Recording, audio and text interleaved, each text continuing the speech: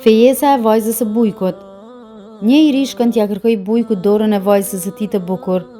Kur shkoi te ferma e tij, Bujku e shikoi dhe i tha: "O biri im, shko dhe ndalu te ajo fush, dhe unë do t'i liroj 3 dema një pas një, dhe ti nëse e ka bishtin e një nga 3 demave, atëherë bien time ta martoj."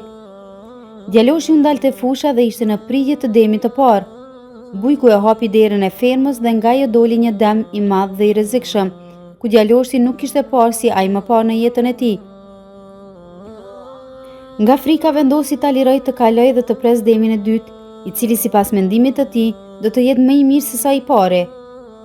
Nga kjo arsye kaloi në anën tjetër të fushës dhe e lejoi të parin të kaloj dhe të del nga dera e pasme e fermës. Bujku për të dytën herë e hapi derën e fermës,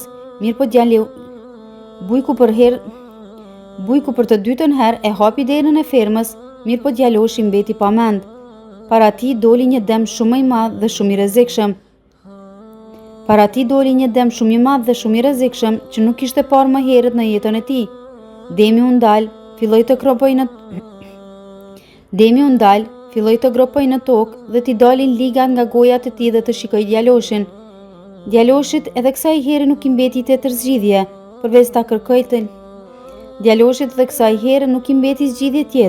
përveç se ta kërkoi të liroj demin e tretë, me shpresë se nuk do të jetë kaq i madh sa i dyti.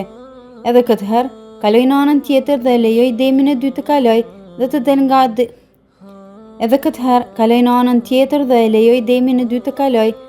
del nga dera e pasme e fermës. Bujku e hapi derën e fermës për të tretën herë.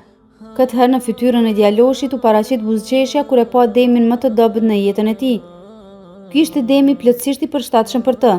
E mori pozitën e përshtatshme, e priti t'i afrohet dhe kur ju afroa kërceu mbi të dhe zgjati dorën t'ia ka bishtin. Mirë po u çudit kur e pa se ky dem nuk kishte fare bisht për ta kapur atë. Mësimi nga ky tregim. Jeta është e stërmbushur me shanse. Disa nga to janë të lehta të arrihen, e disa nga to janë të rënda të arrihen. Problemi qëndron se ne shpesh lejojmë që këto shanse të na ikin, duke shpresuar se do të arrijmë një shans më të mirë, dhe ato të shkojnë dhe ne asnjëherë të mos kemi mundësi t'i kthejmë prapa. Për këtë arsye, të përpiqemi vazhdimisht t'i arrijmë shanset e para.